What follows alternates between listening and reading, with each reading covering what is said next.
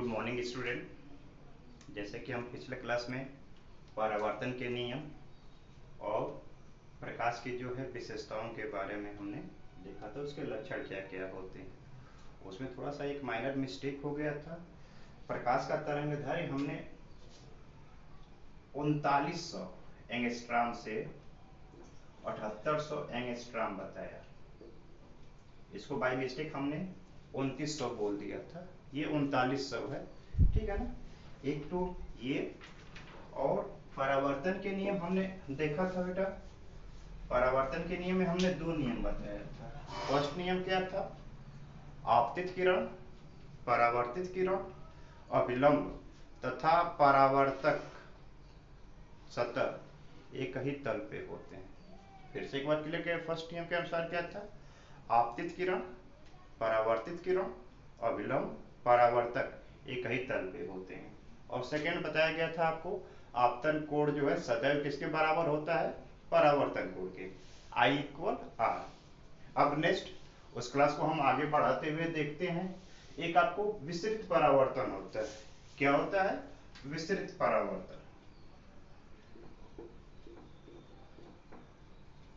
विसरित परावर्तन, हम विसरित परावर्तन के बारे में थोड़ा सा समझ लेते हैं कि दैनिक जीवन में जो है इसका यूज कैसे होता है। जैसे परावर्तन कल बताया गया था आपको, वो जो है परावर्तक तल जो क्या था, एक समतल प्लेन हम दर्पण पे लेके बताया था। यहाँ पे क्या होता है? परावर्तक तल जो होता है बिखरा हुआ तल होते हैं, बिखरे हुए कोण पे यहाँ पे परावर्तन होता है आपको। इसको परावर्तक तल की तरह हम ड्रॉ कर लेते हैं। और जब आपतित किरण किसी भी तल पे पड़ता है तो वो वहां से परावर्तित होता है। जैसे यहाँ पे कुछ देख रहे हैं आप,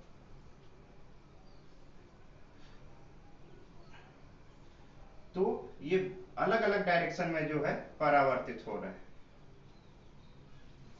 तो जब किसी बिखरे तल से प्रकाश का परावर्तन होता है, या खुरदरे तल से, बिखरे तल या खुरदरे तल भी कह सकते हैं, जब किसी खुरदरे तल से प्रकाश का परावर्तन होता है तो उस प्रकार के परावर्तन को क्या कहते हैं? हम विसरित परावर्तन कहते हैं। जैसे सूर्य के प्रकाश का जो है हमारे यहाँ जो है किसी भी तल पे पड़ना और उसके माध्यम से वस्तुओं को देखना या दिखाई देना जो होता है, इस परावर्तन के अंतर्गत ही होता है। कभी कभार आप ध्यान देते होंगे कि न्यूज़पेपर इत्यादि का जो है हम यूज करते हैं, उसका भी तल जो होता है आपको खुरदरा तल ही होता है। उसमें छोटे छोटे अल्फाबेट्स जो होते हैं इस परावर्तन की वजह से जो है हमें स्पष्ट रूप से दिखाई देते हैं। तो इसका नॉर्मली यूज जो है हमारे जीवन में होता है, इसलिए इसको जानना बहुत अनिवार्य है। नेक्स्ट हम गोलीय दर्पण के बारे में देखते हैं। नेक्स्ट आज हम क्या पॉइंट देखेंगे? गोलीय दर्पण। ये गोलीय दर्पण क्या होता है? यहाँ पे आइए देखते हैं हम कि गोलीय दर्पण क्या होता है। सबसे तो पहले हम ये जान लेते हैं कि यह जो है एक खोखले कांच का भाग होता है। यह एक खोखले कांच का भाग होता है, ठीक है ना, जिसका एक तल जो है पॉलिशदार तथा दूसरा तल जो है चमकदार होता है। इसका एक तल क्या होता है? पॉलिशदार होता है और दूसरा तल क्या होता है? चमकदार होता है। अब चमकदार तल से, जैसे मान लो यहाँ पे हम ये पॉलिशदार तल हमने बनाया,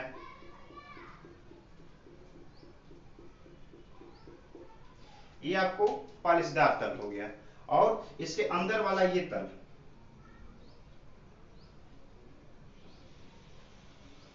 ये तल जो होता है ये चमकदार तल होता है।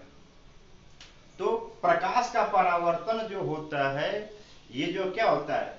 चमकदार तल से होता है। प्रकाश परावर्तित किस तल से होती है? चमकदार तल से, ठीक है ना। तो इस तरह से मतलब में गोलीय दर्पण का डेफिनेशन हम क्या देंगे? यह खोखले कांच का एक भाग होता है जिसका एक तल जो है पॉलिशदार तथा दूसरा तल क्या होता है? चमकदार होता है, और चमकदार तल से ही प्रकाश का परावर्तन होता है। यहां तक क्लियर हो गया। अब इसकी क्वालिटी के आधार पे इसे दो वर्गों में वर्गीकृत किया गया है। इसे कितने वर्गों में वर्गीकृत किया गया बेटा? दो वर्गों में। यहाँ पे क्या है, एक अवतल दर्पण है और दूसरा क्या है, उत्तल दर्पण। तो सबसे पहले हम अवतल दर्पण के बारे में समझते हैं। अवतल दर्पण, सबसे पहले हम किसके बारे में समझते हैं, अवतल दर्पण के बारे में, कि अवतल दर्पण क्या होता है। एक इसका हम डायग्राम बनाते हैं।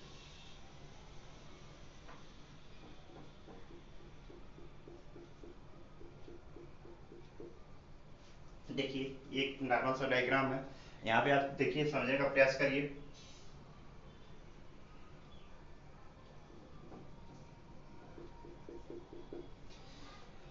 जब या वह गोलीय दर्पण, वह गोलीय दर्पण जिसका उत्तल तल, बातों को आप हमारे स्टेटमेंट को बिल्कुल गौरपूर्वक ख्याल करिएगा बेटा। जब किसी गोलीय दर्पण का उत्तल तल या उभरा हुआ या उठा हुआ तल पालिशदार होता है, यहाँ पे देखिए, यहाँ पे उठा हुआ तल है, उठा हुआ तल क्या होता है, पालिशदार होता है। और परावर्तन जो है अवतल तल से होता है, उसमें परावर्तन किस तल से होता है, अवतल तल से। तो उस प्रकार के दर्पण को हम क्या कहते हैं, अवतल दर्पण कहते हैं। फिर से इसको डिफिनेशन को ख्याल करिए। वह गोलीय दर्पण जिसका उठा हुआ या उत्तल तल पालिशदार होता है और परावर्तक तल जो है अवतल होता है, तो उस प्रकार के दर्पण को हम क्या कहते हैं, अवतल दर्पण कहते हैं। नेक्स्ट आप उत्तल के बारे में देखिए।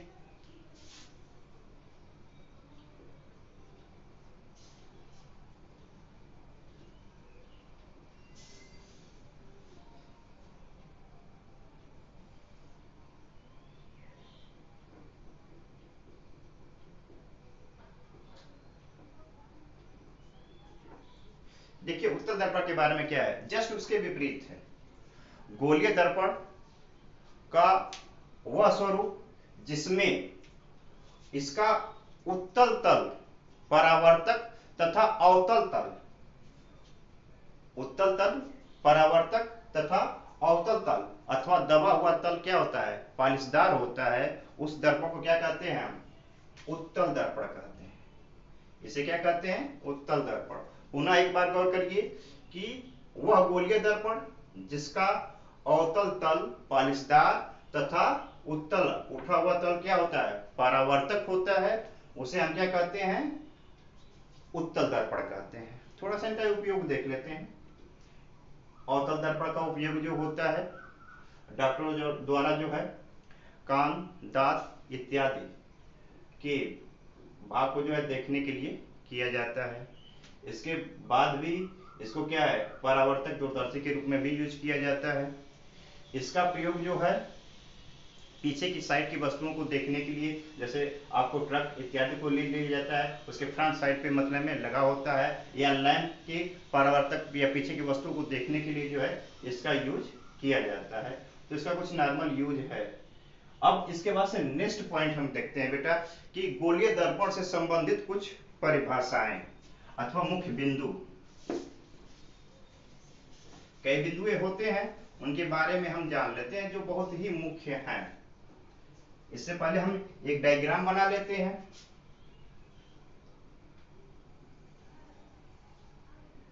जैसे मान लो ये एक डायग्राम है,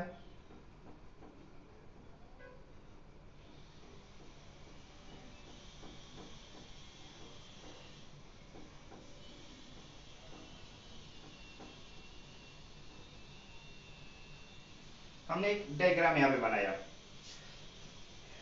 यहाँ पे ख्याल करिएगा।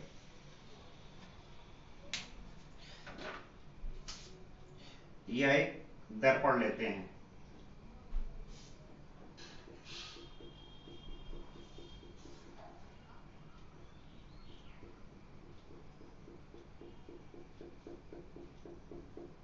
देखिए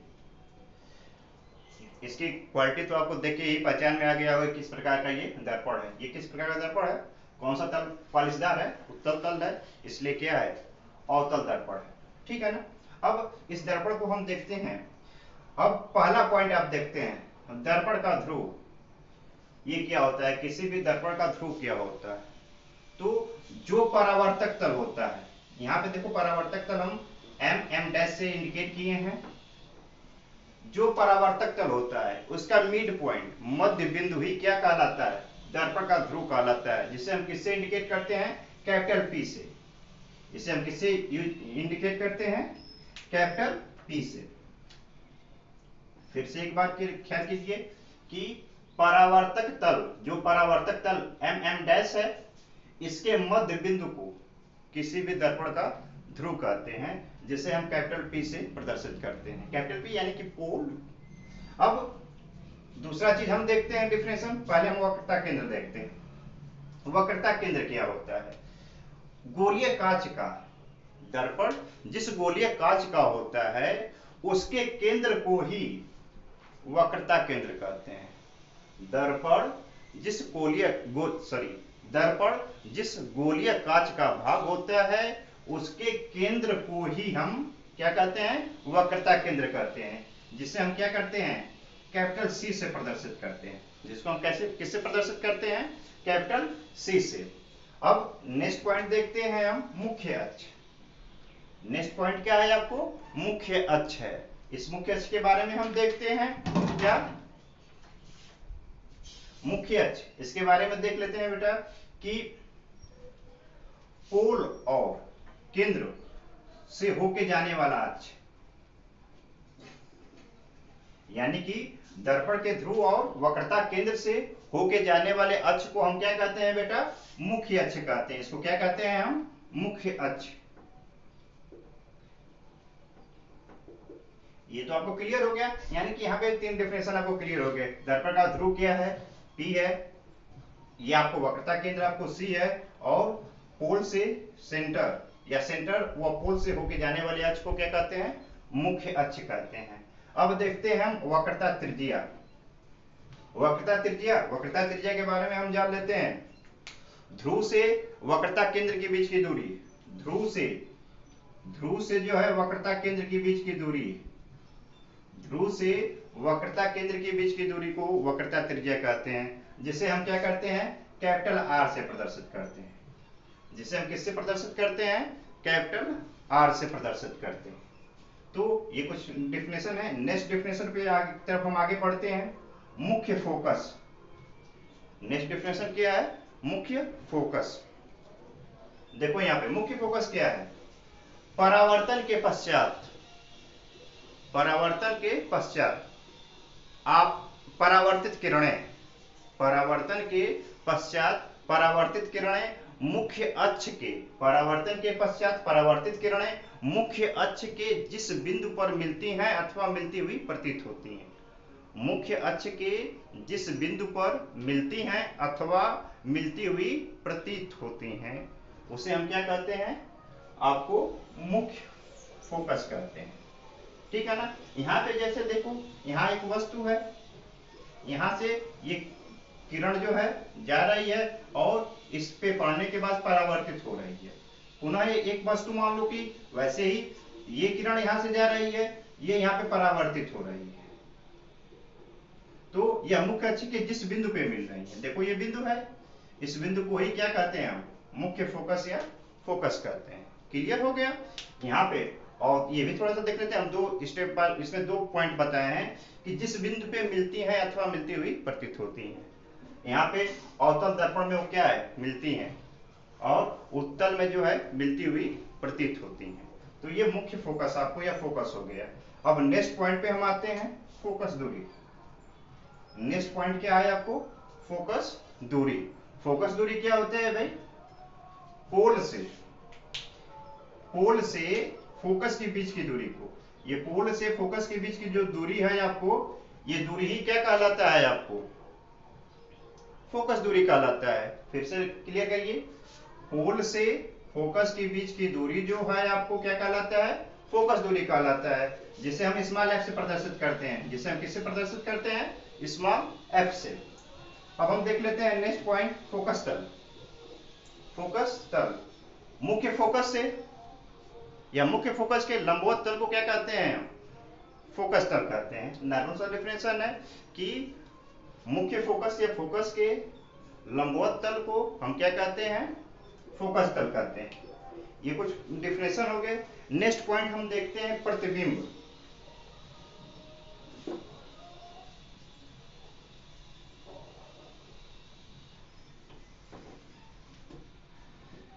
नेक्स्ट पॉइंट हम देखते हैं प्रतिबिंब क्या होता है।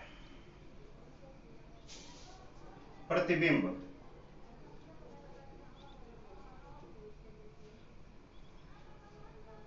इमेज।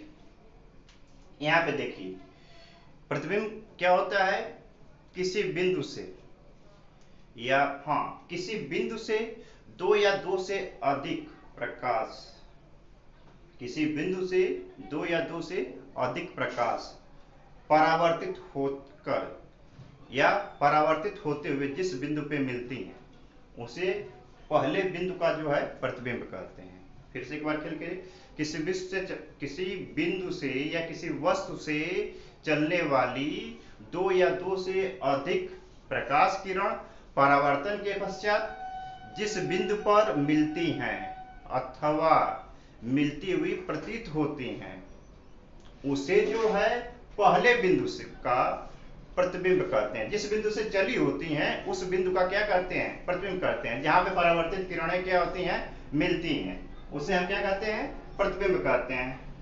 जैसे हम देखो एक डायग्राम के द्वारा देखते हैं। जैसे आपको यहाँ पे कोई वस्तु है, यहाँ से ये किरण चली जा रही है, पुनः जो है ये किरण यहाँ से चला और एक किरण जो है ऐसे चल रहा है। तो इस बिंदु से दो किरणें चली, एक तो ये किरण चला और दूसरा क्या है जो परावर्तन के पश्चात ऐसे निर्गत हो रहा है, दूसरा जो है ऐसे चल रहा है और परावर्तन के पश्चात पुनः इसी माध्यम में निर्गत हो रहा है। तो ये दोनों एक दूसरे पे कहाँ मिलती हैं, इस बिंदु पे। तो बिंदु ए का जो है प्रतिबिंब क्या हो गया, ए डैश हो गया। बिंदु ए का जो है प्रतिबिंब क्या हो गया, ए डैश हो गया। ये प्रतिबिंब जो है दो प्रकार के होते हैं, एक तो आपको क्या होता है वास्तविक होता है और एक क्या होता है आभासी होता है। तो यहां तक देख लेते हैं, जब जो है परावर्तित किरणें, किसी बिंदु से चलने वाली परावर्तित किरणें किसी परावर्तन के पश्चात जब मिलती हैं तो उसे क्या कहते हैं, वास्तविक प्रतिबिंब कहते हैं। और जब मिलती हुई प्रतीत होती हैं तो उस तरह के प्रतिबिंब को क्या कहते हैं, हम आभासी प्रतिबिंब कहते हैं। ये तो क्लियर हो गया कि वास्तविक प्रतिबिंब, वास्तविक प्रतिबिंब और आभासी प्रतिबिंब कैसे बनते हैं, किस टाइप के। तो यहाँ पे देखिए ये जो है जिस दर्पण का हमने यूज किया है क्या है, आपको अवतल है। कौन सा दर्पण है, अवतल है। तो अवतल दर्पण में जो है किस प्रकार का प्रतिबिंब बनता है, वास्तविक प्रतिबिंब बनता है। एक कंडीशन और होता है, जब उसको प्रतिबिंब को वहां पे डायग्राम बनाया जाएगा तो बताया जाएगा। नेक्स्ट पॉइंट हम देखते हैं, क्या आपको है नेक्स्ट पॉइंट, ये पॉइंट हो गया। नेक्स्ट आपको है गोलीय दर्पण से प्रतिबिंब बनने के नियम। कुछ नियम होते हैं जिसके आधार पर जो है प्रतिबिंब बनते हैं, उस नियम को हम पढ़ लेते हैं।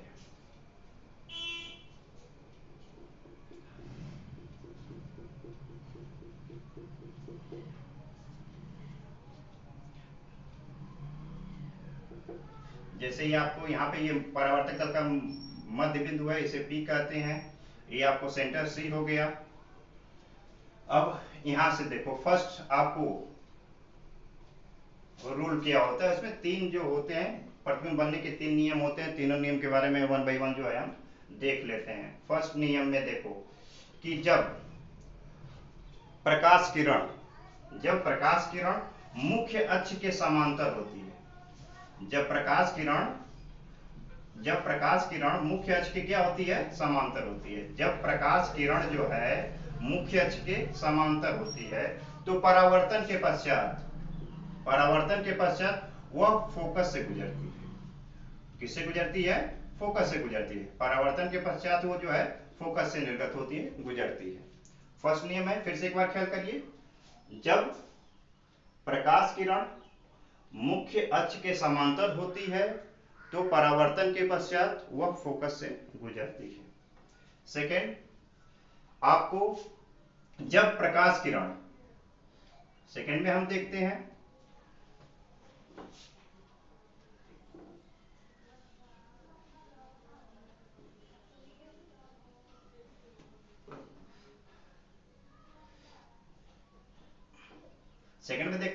जब प्रकाश किरण सेंटर से गुजरती है, जब प्रकाश किरण सेंटर से गुजरती है। यहाँ पे देखिए प्रकाश किरण है, किससे गुजर रही है? सेंटर से गुजर रही है। सेंटर से जब प्रकाश किरण गुजरती है तो उस कंडीशन में परावर्तित होके पुनः उसी माध्यम में रिटर्न हो जाती है। जब प्रकाश किरण सेंटर से गुजरती है तो पुनः उसी माध्यम में क्या हो जाती है? रिटर्न हो जाते हैं। यहाँ पे देखिए प्रकाश किरण जो है सेंटर सी से गुजर रही है और यहाँ से इस बिंदु से, मान लो ये बिंदु आपको बी है, तो यहाँ से रिटर्न होके पुनः उसी माध्यम में रिटर्न हो जाती है। तो ये सेकेंड नियम है आपको। अब हम थर्ड देख लेते हैं यहीं पे, फर्स्ट सेकेंड और थर्ड को देखते हैं।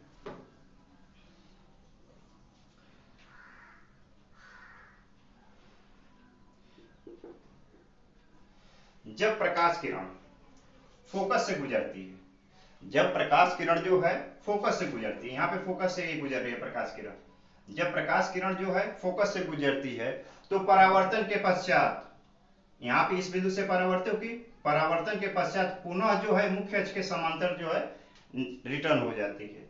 क्या होता है? जब प्रकाश किरण फोकस से गुजरती है तो परावर्तन के पश्चात मुख्य अक्ष के समांतर निर्गत होती है।